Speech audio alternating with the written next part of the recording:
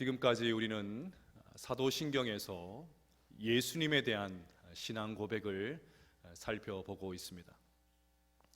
오늘 살펴볼 저리로서 산자와 죽은 자를 심판하러 오시리라, 이 구절은 예수님에 대한 마지막 신앙 고백입니다.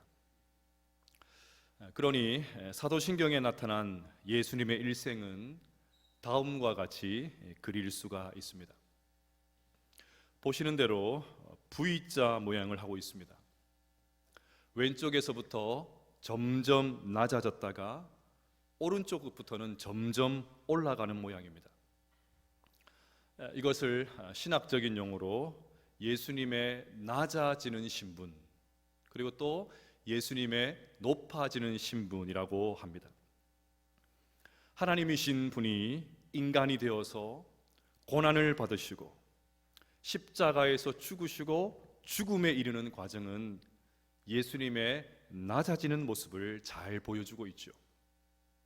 이렇게 낮아지신 예수님께서 부활하시고 승천하셔서 하나님 보좌에 앉아 계시다가 장차 이 땅을 심판하러 다시 오시는 이 과정은 예수님의 높아지시는 모습을 보여줍니다. 자, 그러면 오늘은 예수님에 대한 마지막 신앙 고백, 재림과 심판을 함께 살펴보도록 하겠습니다. 설교를 시작하면서 여러분에게 질문을 던지고 싶습니다. 여러분은 예수님의 재림이 정말 기다려지십니까?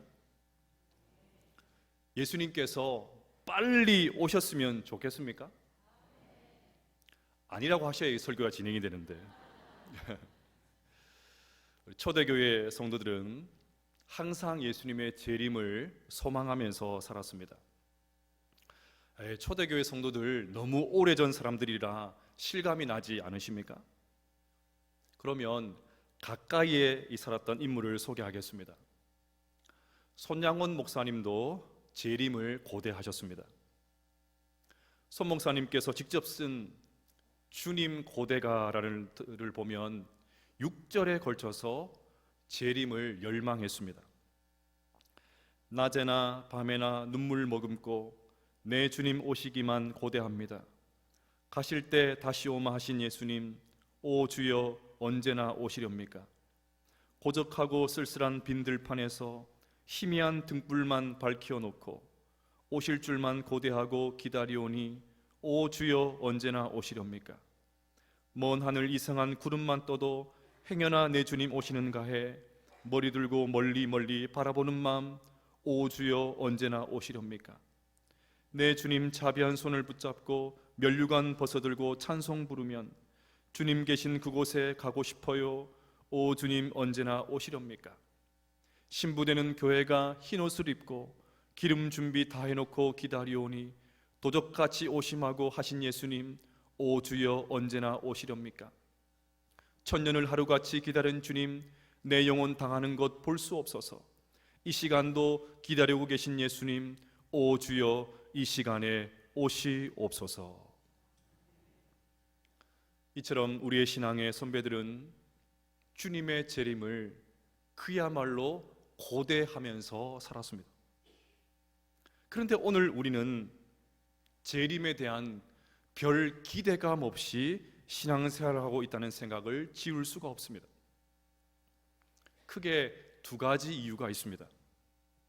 하나는 이단의 영향입니다. 재림은 이상하게도 이단에서 더 많이 강조합니다. 정통교회에서는 요한계시록 설교를 잘 하지 않는데 이단에서는 단골 메뉴가 요한계시록입니다. 이단들은 잘못된 시한부 종말론을 주장하면서 온 나라를 떠들썩하게 합니다. 몇 날, 며칠, 몇 시에 주님이 재림하시니까 가정도 직장도 학교도 다 때려치우고 특정한 장소에 모여서 주님 맞을 준비를 하라고 합니다. 요즘은 또 자신이 재림 예수라고 주장하는 얼빠진 인간들이 너무나도 많습니다. 지난 주간에도 한 프로그램에서 JMS 방송이 또 나갔지요. 영상을 보니까 정명석이 이렇게 말했습니다. 하나님이 안 보인다고? 안 보여? 나 쳐다봐. 하나님까지 볼 필요 없잖아. 보이지 않으면 나 쳐다봐. 나 누군지 아냐 했더니 잘 모르지. 나 메시아이다. 성도들이나 알 법한 메시아라는 단어가 이제 방송을 탔습니다. 세상 사람들도 이제 메시아 그 단어를 알게 되었습니다. 그러니 자꾸 재림 그러면 이단으로 몰릴까 봐 두려움이 있습니다. 섣불리 재림을 얘기했다가 이단 사이비로 몰릴까 봐 덜컥 겁이 납니다. 사람들이 나를 광신도 취급하면 어쩌나? 그래서 아예 재림이라는 단어를 입 밖에도 꺼내지는 않습니다. 또 하나 중요한 이유는 물질주의 영향입니다. 저는 우리가 재림을 고대하지 않는 진짜 이유가 이것이라고 확신합니다. 사람들이 세상 살기가 어려워지면 사람들은 너나 할 것 없이 미래에 대한 희망을 품고 삽니다. 즉 빨리 천국에 가고 싶다고 합니다. 하지만 현실에서 아무런 어려움도 없고 경제적으로 풍요로워지는 그런 상태가 되면 사람들은 쉽게 물질주의에 빠집니다. 여기가 좋사오니 천국에 갈 필요가 뭐가 있냐는 것입니다. 그래서 제임스 패커는 이런 말을 했습니다.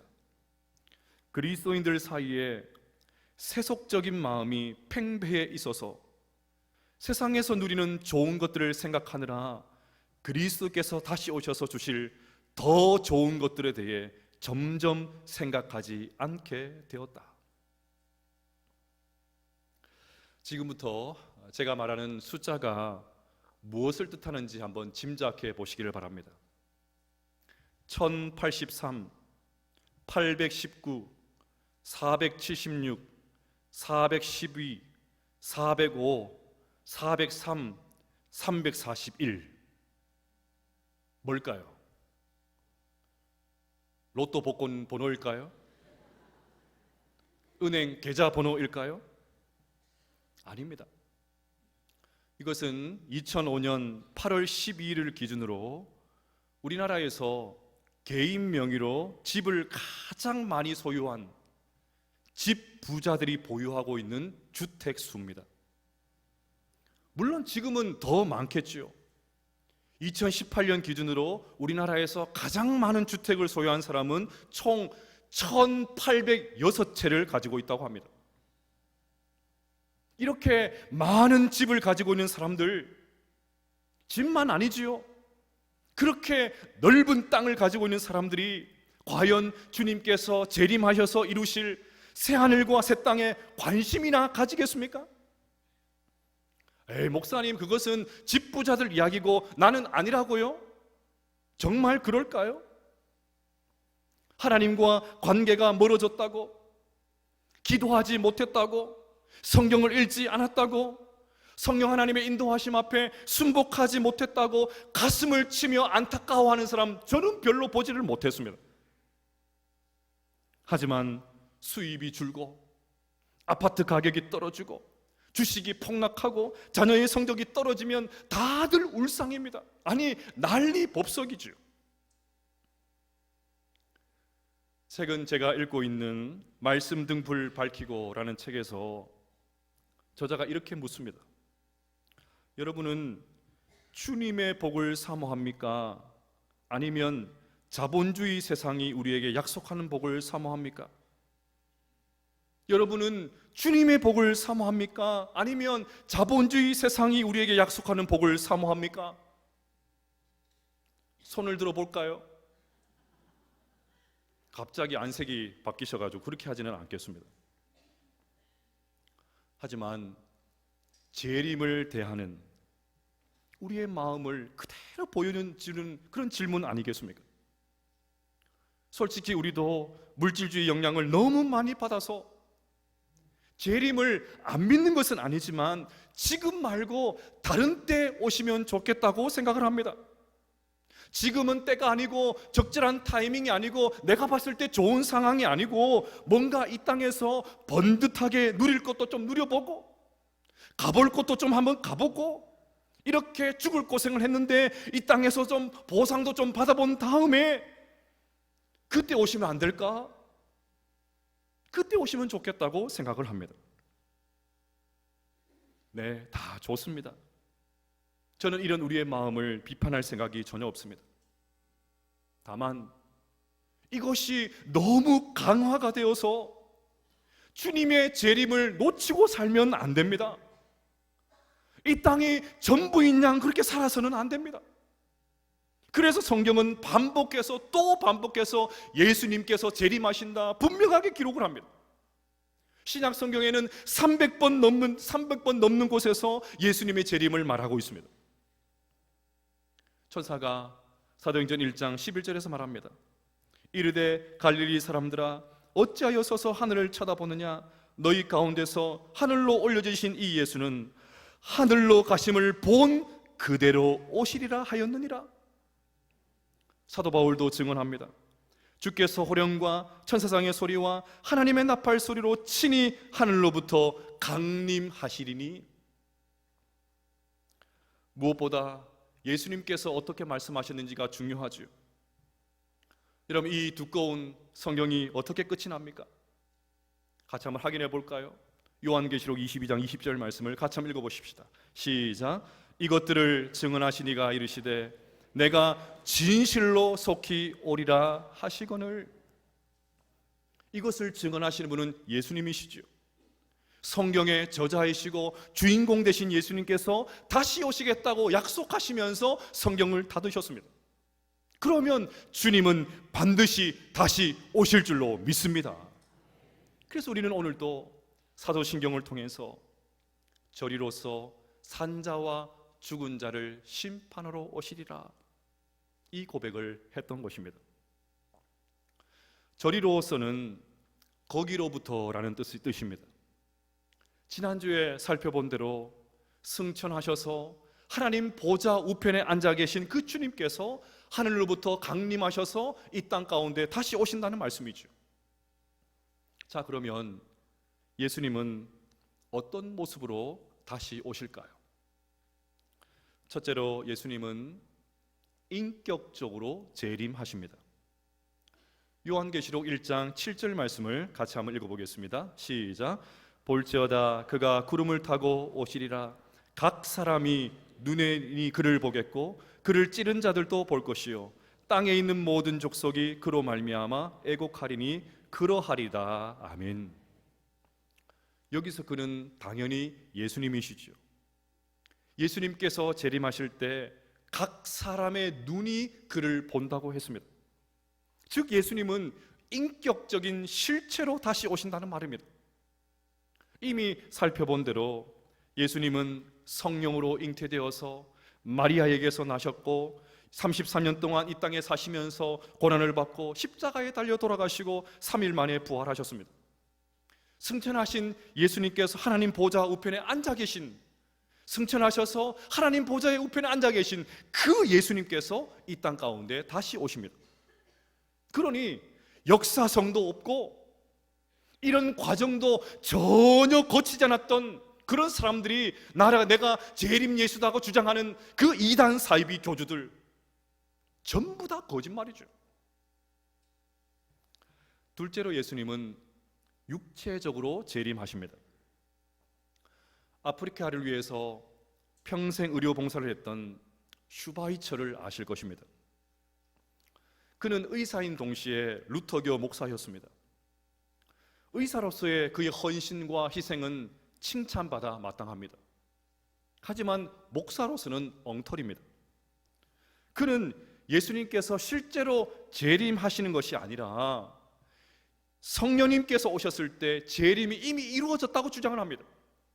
예수님께서 승천하시고 성령님께서 이 땅 가운데 오셨으니까 그 성령님께서 재림하신 것이다, 그렇게 주장을 합니다. 우리는 이것을 받아들일 수가 없습니다. 이것은 성경과 정반대되는 주장입니다. 확인해 볼까요? 사도행전 1장 11절입니다. 이르되 갈릴리 사람들아 어찌하여 서서 하늘을 쳐다보느냐 너희 가운데서 하늘로 올려주신 이 예수는 하늘로 가심을 본 그대로 오시리라 하였느니라. 예수님께서는 하늘로 가심을 본 그대로, 부활하신 몸 그대로 그 몸을 입고 이 땅 가운데 오신다는 말입니다. 셋째로, 예수님은 가견적으로 우리 눈으로 보이도록 이 땅 가운데 재림하십니다. 이단 사이비 교주들은 예수님이 이미 눈에 보이지 않게 재림하셨다고 주장을 합니다. 너희들과 같이 부족한 눈으로 어디 감히 예수님을 보려 하느냐고 따집니다. 그러니 내가 보이지 않게 이 땅 가운데 온 재림 예수라고 주장을 합니다. 하지만 예수님은 이 땅에 있는 모든 사람들이 동시에 볼 수 있도록 구름을 타고 영광 가운데 다시 오실 것입니다. 마태복음 24장 30절입니다. 그때의 인자의 징조가 하늘에서 보이겠고 그때의 땅의 모든 족속들이 통곡하며 그들이 인자가 구름을 타고 능력과 큰 영광으로 오는 것을 보리라.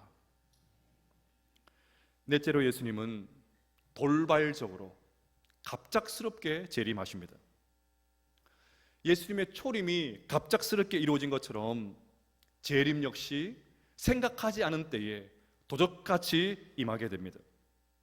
예수님은 우리들이 일상의 삶을 위해서 늘 하던 일을 하고 있을 때 갑자기 이 땅 가운데 오실 것입니다. 그러니 우리는 재림을 준비하는 마음으로 항상 깨어 있어야 됩니다. 마태복음 24장 44절입니다. 그러므로 너희도 준비하고 있으라. 생각하지 않은 때에 인자가 오리라. 다섯째로, 예수님은 승리적으로 영광스럽게 재림하십니다. 예수님의 재림은 초림 때와는 완전히 다릅니다. 예수님께서 이 땅에 오실 때 초라한 몸으로 오셨지요. 마땅히 누일 곳도 없었습니다. 그래서 말 구유에서 나셨습니다. 목자들과 동방 박사들이 경배하기는 했지만 거의 모든 사람들이 예수님이 온 줄도 몰랐습니다. 아니, 예수님을 메시아로 인정하지 않았습니다. 그러나 예수님께서 재림하시는 그날에는 천사들의 호의를 받고 영광스럽게 이 땅 가운데 오실 것입니다. 데살로니가 후서 1장 7절입니다. 환난을 받는 너희에게 우리와 함께 안식으로 갚으시는 것이 하나님의 공이시니 주 예수께서 자기의 능력의 천사들과 함께 하늘로부터 불꽃 가운데 나타나실 때에, 이것만이 아니라 모든 성도가 다시 오실 주님의 영광에 압도당하게 될 것입니다. 데살로니가 후서 1장 10절입니다. 그날에 그가 강림하사 그의 성도들에게 영광을 받으시고 모든 믿는 자들에게서 놀랍게 여김을 얻으시리니 이는 우리의 증거가 너희에게 믿어졌습니다. 이처럼 예수님은 인격적으로, 또 육체적으로, 가견적으로, 돌발적으로, 승리적으로 재림하시게 되실 것입니다. 자, 그러면 예수님께서 재림하시는 이유가 뭘까요? 사도신경은 주님이 산자와 죽은 자를 심판하러 오신다고 고백을 합니다. 산자는 예수님께서 재림하실 때 살아있는 사람들을 의미합니다. 죽은 자는 예수님께서 재림하시기 전에 죽은 사람을 뜻합니다. 그러니 산자와 죽은 자는 모든 사람을 의미합니다. 즉, 예수님은 모든 사람을 심판하시기 위해서 재림하십니다. 예수님께서 처음 이 땅에 오셨을 때는 구원자로 오셨습니다. 하지만 다시 오실 예수님은 심판자로 오십니다. 살아있는 자와 죽은 자 모든 사람들을 심판하시기 위해서 이 땅 가운데 재림하십니다. 여러분, 예수님께서 심판하시기 위해서 이 땅에 오신다, 이 말을 들을 때 여러분 마음이 어떠십니까? 심판하러 오신다, 어떤 생각이 드십니까? 심판은 썩 유쾌한 주제가 아니지요. 우리는 하나님이 심판하신다고 하면 어두운 쪽으로만 생각을 합니다. 지옥 갈 걱정부터 하고 앉아 있습니다. 이렇게 부족하게 살았는데 지옥 가면 어떡하나, 지옥 가면 어떡하나, 온갖 나쁜 시나리오를 떠올립니다. 하지만 불신자는 두렵고 떨지 몰라도 우리는 그렇게 해서는 안 됩니다. 작년에 요한계시록 설교를 하면서 마지막 즈음에 이르렀을 때 제가 정말 많이 강조한 것이 있습니다. 이 시간 한번 복습을 한번 해보겠습니다. 신자는 몇 번 죽고 몇 번 부활한다고 했습니까? 우리 성도들은 몇 번 죽고 몇 번 부활하지요? 와, 1부 때는 두 분을 얘기하셨는데 알고 계시지만 성도들은 한 번 죽고 두 번 부활합니다. 육체적으로 죽지요. 첫 번째 죽습니다. 그럼 영혼이 천국으로 가서 천국에 들어갑니다. 이게 첫째 부활이었습니다. 그리고 예수님께서 재림하실 때 육체마저 부활해서 이것이 둘째 부활이죠. 새하늘과 새 땅에 들어가게 됩니다. 그러면 불신자들은 몇 번 죽고 몇 번 부활합니까? 불신자들은 몇 번 죽고 몇 번 부활할까요? 불신자들은 한 번 부활하고 두 번 죽습니다. 육체적으로 첫 번째 죽어서 지옥에 들어가지요. 예수님께서 재림하실 때 육체가 부활하지요. 한 번 부활하지요. 그 다음에 영원한 불못에 들어갑니다. 이것이 둘째 사망이라고 했습니다. 따라서 성도의 우리는 심판을 사모합니다. 심판을 소망합니다. 그렇게 말할 수 있어야 됩니다. 세상 사람들은 도무지 이 말을 이해하지를 못해요. 그래도 우리는 마지막 날 하나님께서 이루실 심판을 사모합니다. 심판을 소망합니다. 그렇게 말할 수 있어야 됩니다. 왜요? 우리는 심판을 통해서 멸망당하지 않고 새하늘과 새 땅, 신천신지로 들어가기 때문입니다. 우리 주님께서 심판지로 이 땅 가운데 다시 오시는 그날 우리의 구원이 비로소 완성되기 때문입니다. 그래서 베드로는 핍박당하고 있는 성도들을 향해서 이렇게 도전했습니다. 하나님의 날이 임하기를 바라보고 간절히 사모하라.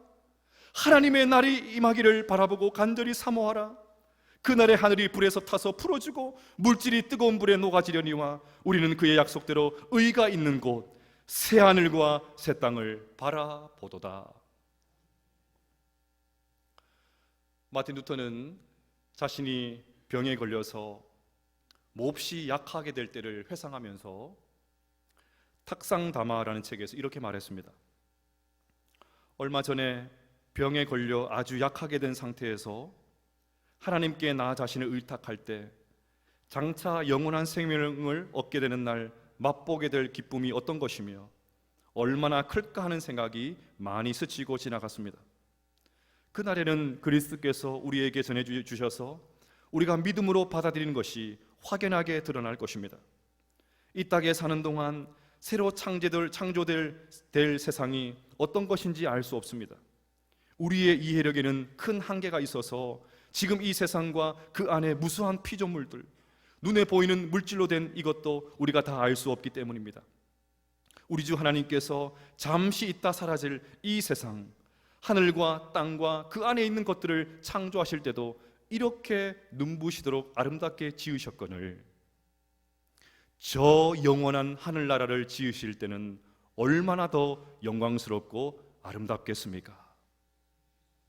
그렇습니다. 우리 주님께서 심판주로 이 땅에 다시 임하는 그날, 하나님의 백성인 우리 모두는 첫 창조 때와는 비교가 되지 않는 새 창조의 역사를 경험하게 될 줄로 믿습니다.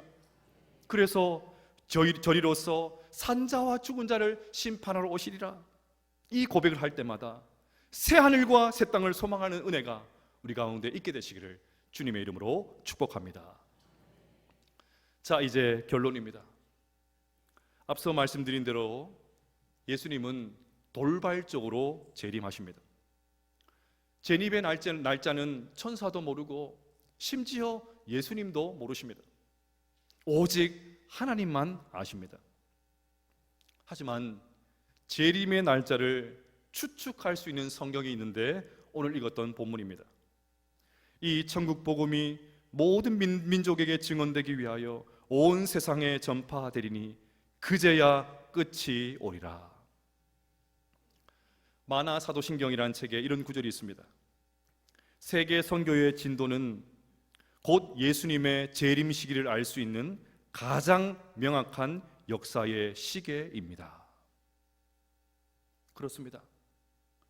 언제 주님이 오실지 모르지만 재림을 갈망하는 성도는 지금 이곳에서 전도와 선교의 사명을 신실하게 감당을 합니다. 우리가 하는 일이 무엇이든지 상관이 없습니다. 우리를 통해서 복음이 증거되어야 됩니다. 그러니 오늘 설교를 마무리하면서 우리 모두가 다시 전도와 선교의 사명을 붙드는 그 은혜가 있게 되시기를 주의 이름으로 축복합니다. 오늘 결단 찬송으로 땅끝에서를 부르려고 합니다. 저에게는 결혼도 같은 날짜에 하고 심지어 신혼여행도 같은 곳으로 간 동기 목사가 있습니다. 그 동기 목사는 학부 때부터 선교사를 꿈꾸면서 열심히 준비했습니다. 틈만 나면 주께서 주신 동산에 땀 흘리며 씨를 뿌리며 이 찬양을 고백을 했습니다. 결국 12년 동안 아프리카 레소토에서 성공적으로 선교 사역을 했습니다. 5년 전 안식월을 맞아서 제가 레소토에 방문하면서 함께 안식월을 보내면서 여러 선교지를 다니면서 함께 이 찬양을 불렀던 그 기억을 지금도 잊을 수가 없습니다. 부산에 있는 호산나 교회를 담임하시는 유진서 목사님이 이 땅끝에서를 작곡한 고형원 선교사님과 아르헨티나에서 집회를 함께 섬긴 적이 있다고 합니다. 그때 선교사님이 눈물을 글썽이면서 유 목사님에게 이렇게 말했다고 합니다. 제 마음에 간절한 소원이 있다면 땅끝에서 주님을 뵙는 것입니다. 땅끝까지 이르러 내 증인이 되라 하셨는데 편한 곳, 안락한 곳에서 다시 오신 주님을 뵙는 것이 아니라 정말 땅끝에서 주님을 뵙고 싶습니다. 이곳이 남미 아르헨티나이고 한국의 정반대쪽이어서 더욱 그 생각을 하게 됩니다. 땅끝에서 주님을 뵙고 그냥 빈손이 아니라 주님께 드릴 열매를 가득 안고 주님을 뵙고 싶습니다. 사랑하는 여러분, 우리 주님께서 반드시 심판주로 다시 오실 것입니다. 그날에 우리 모두는 새하늘과 새 땅으로 들어가게 될 줄로 믿습니다. 그러니 마지막 심판의 때를 열렬히 사모하게 되시기를 바랍니다. 그때를 바라보면서 오늘도 전도의 땀을 흘리며 선교의 씨를 뿌리며 살아갈 수 있는 우리 모든 성도님들 다 되시기를 주님의 이름으로 축복합니다.